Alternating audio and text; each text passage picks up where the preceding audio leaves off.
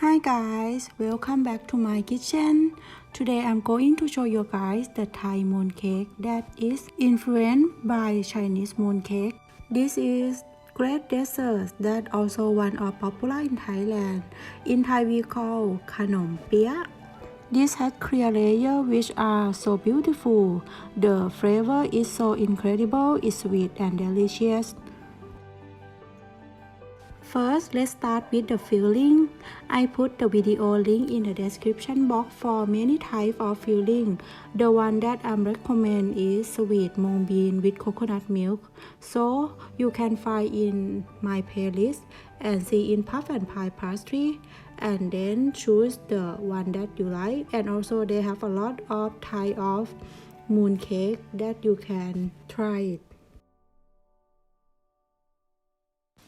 So this is sweet mung bean paste with the coconut milk. We need to divide the paste into 20 gram portion.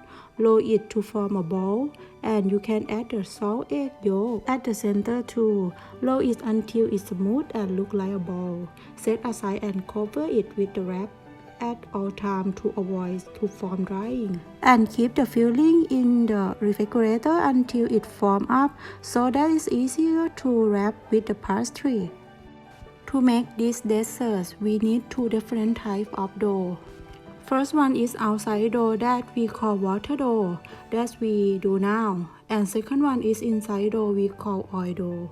Start with the water dough. You just combine them all together. The recipe and ingredients we'll put in the description box below. By we use 400 gram cake flour, 100 gram sugar,